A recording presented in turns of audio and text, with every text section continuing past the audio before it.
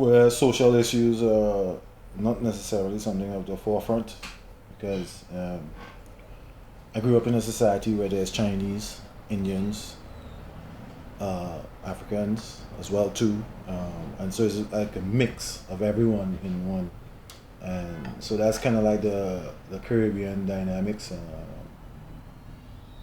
So like for me, the idea of like someone is being mistreated because of differences is, is mind-boggling. It's like it's not something that you is not normal.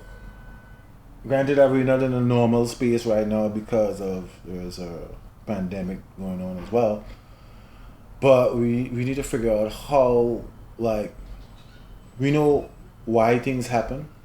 Um, Everyone has prejudice. I don't like red or green. In fact, I don't like green at all. That's not my favorite color at all.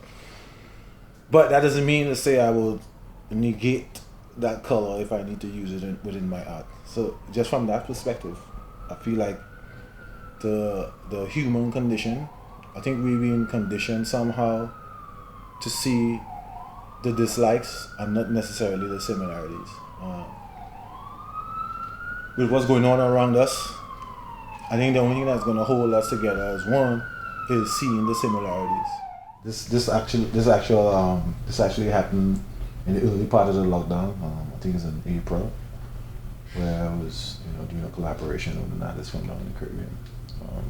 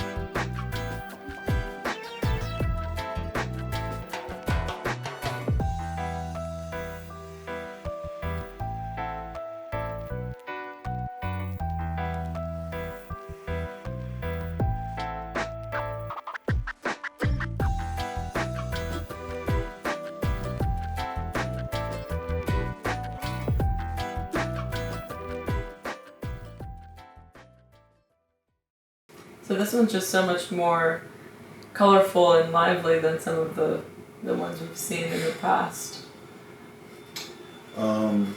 yeah, this one is titled Prosper.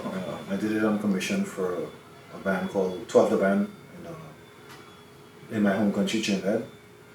Um, and this one was commissioned just before we went into the lockdowns of the influenza in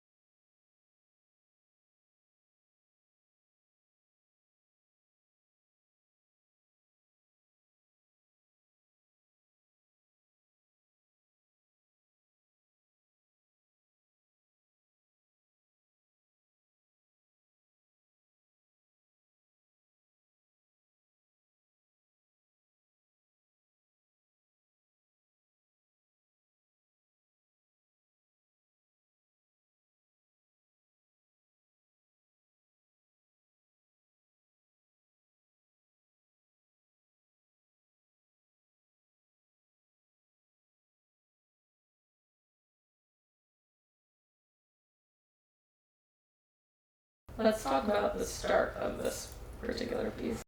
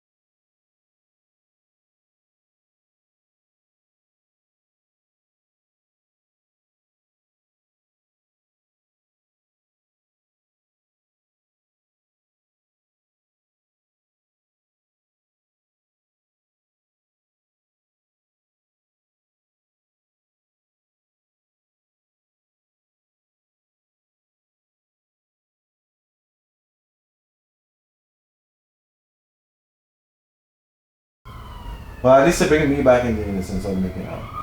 So I don't want to get too technical with it to the point where it loses its magic. And that's not original thought of mine actually. I remember reading some stuff about Picasso and how he tries to like, you know, make the marks like that. Even Basquiat as well too would hold the paintbrush differently to make these sort of different type of marks.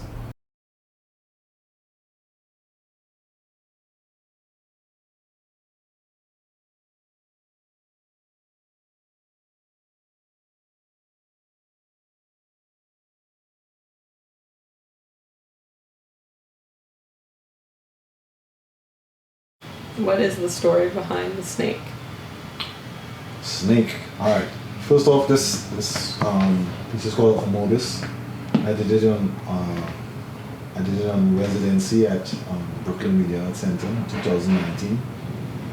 And this is me trying to expand my capabilities in animation. I use open source software called Blender, 3D animation software. And I embarked on this 1 year journey during my fellowship in creating this particular animation. Now the snake is interesting. It behaves funny. I'm not animating all of that movement. I set up certain parameters where it's kind of a simulation. So every evening when I go to work on it somehow the simulation kind of learns my behavior in animation, and that's how the snake happened.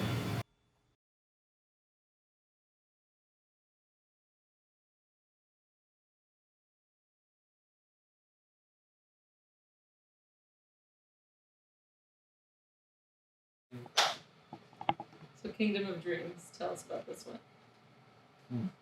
Kingdom of Dreams, it's an interesting animation.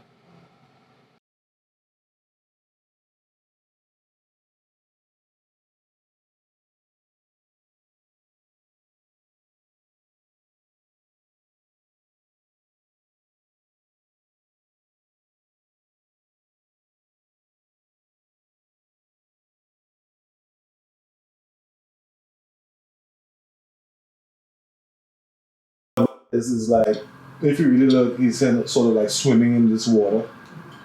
And I know everyone, you talk about the transatlantic slave trade and all that different thing. And in my mind, like sometimes I have this weird feeling about water. And I think people from my region usually have a weird way how we interact with large bodies of waters, and the Caribbean. It's not just for swimming and having fun on the beach as well too. So I think the idea of water for me was like, what is that? So it brings up a lot of fear, and it's like sort of like disconnection as well. That's why you see like the body's all disconnected as it goes into the water. So I'm trying to figure out like what's my disconnection to large bodies of water.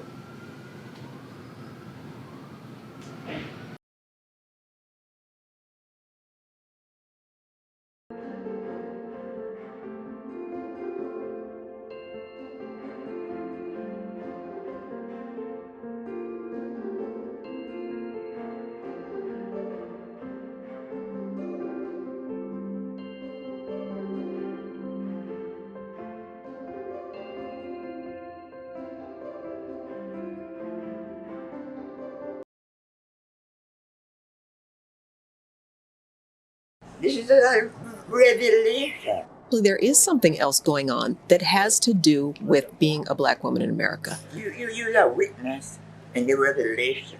When African immigrants and Caribbean immigrants come here, their babies are equal to white babies in size. But after a generation, then they start to look like African American babies, even when they're from the poorest countries. Repeated insults to your psyche over and over and over again, it revs up your system so that it actually starts to wear you down.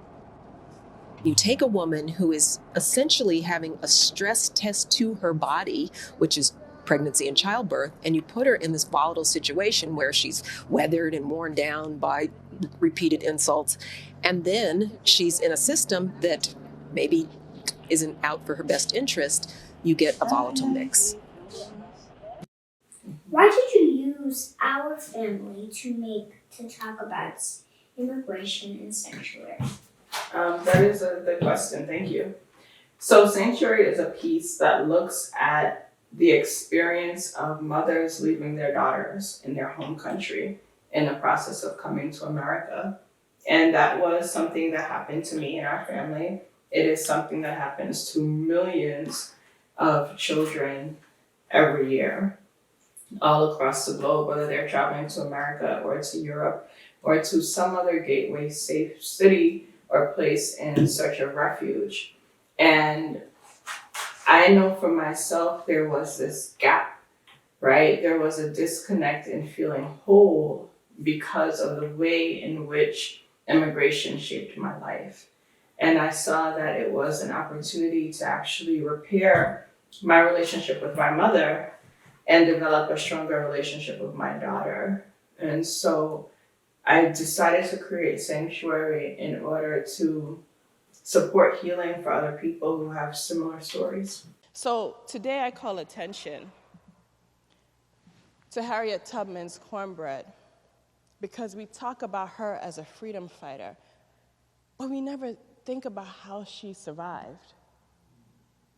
We never asked who fed the woman who rescued 300 odd people, was a Union Scout, and was so about it. She had not one but 2 pistols.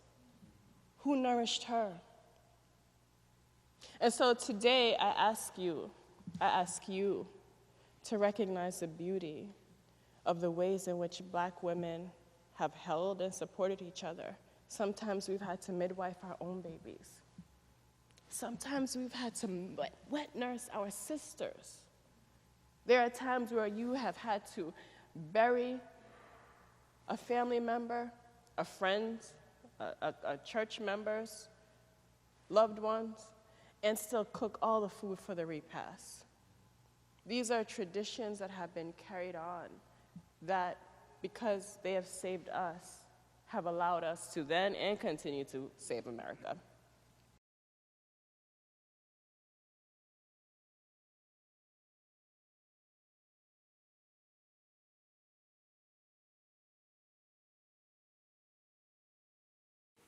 What part of you did you use to make cornbread communion?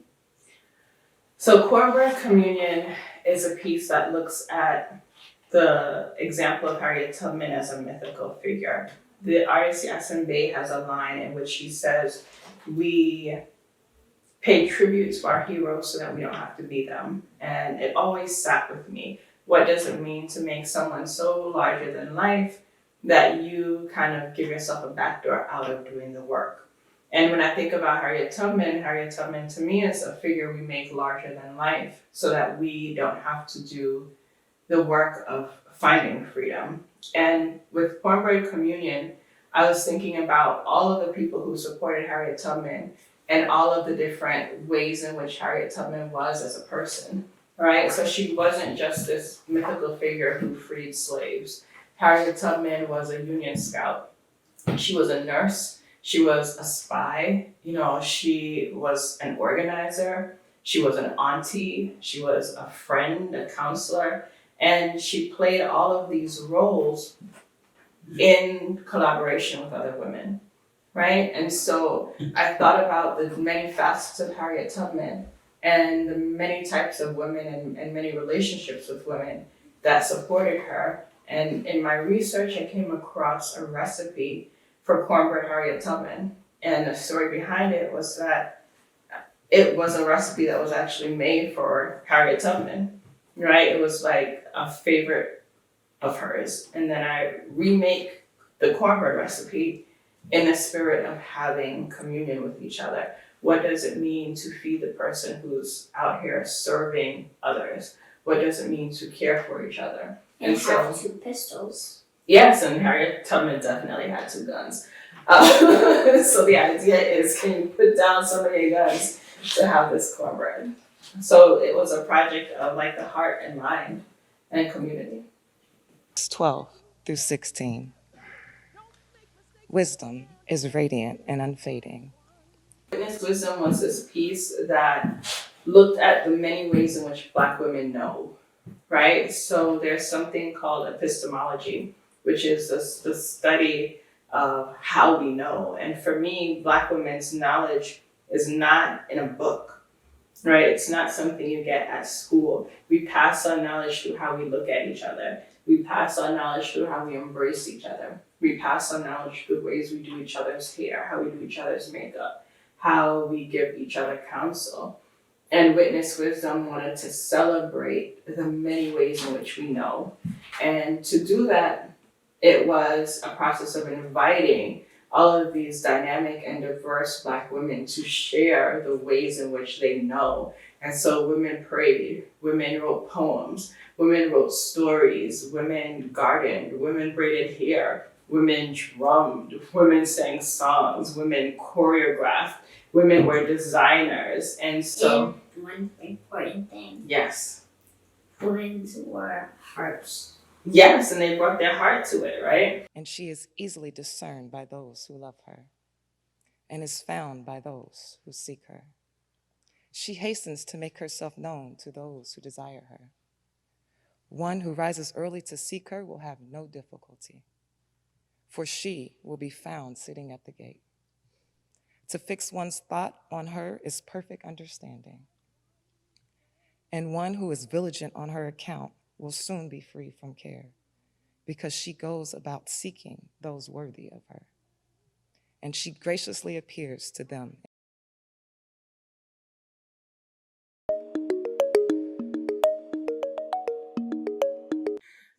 My name is Justo. I'm an Argentine artist based in New York. My work focuses on issues of social justice, such as immigration, women's rights, and equity. I am a multidisciplinary artist working across a variety of media, such as installation, photography, collage, and social practice. I'm presenting here two socially engaged installations.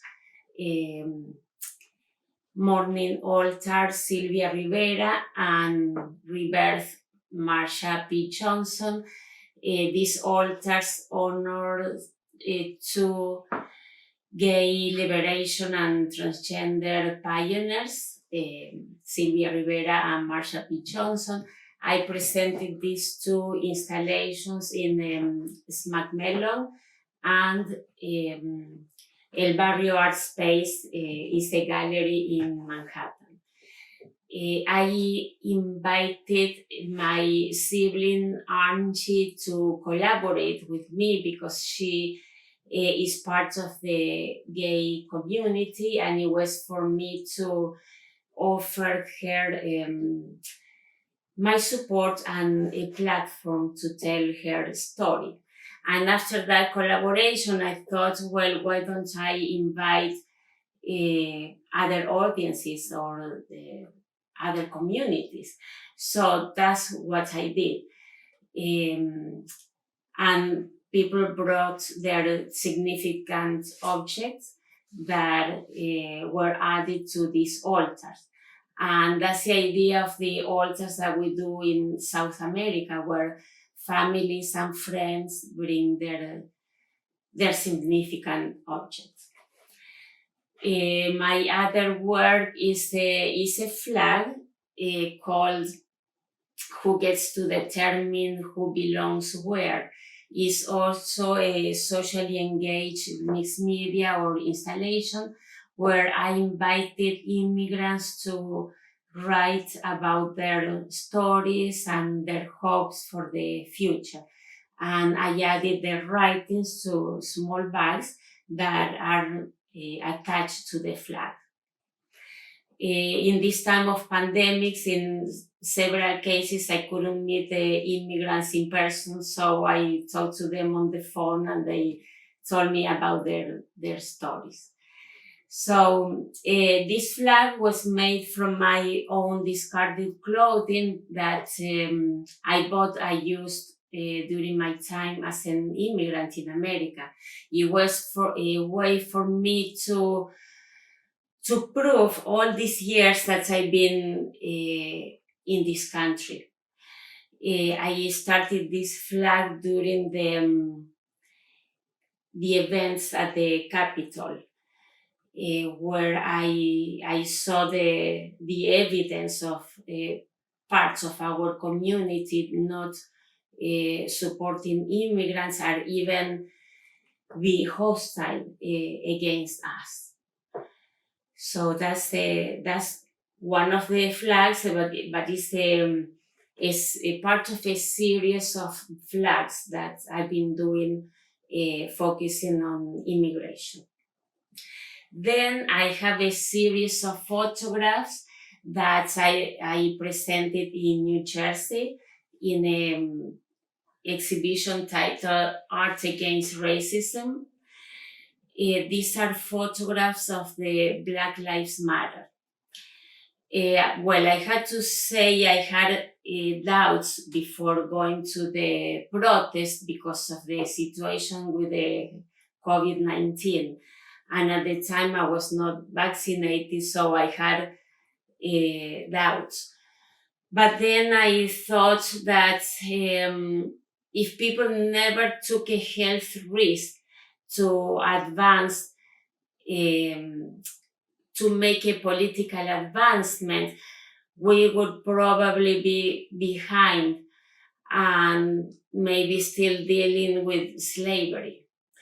So I decided to take this small risk, and anyway I brought my mask, and and I started participating in this Black Lives Matter wonderful movement, and to document what is going on, because I think this is a critical moment in history that we will never forget. And I feel like right now it's not enough to say it wasn't me and just be a bystander. I think it's critical to ask ourselves questions about what fight we want to fight and what side of history we want to be in.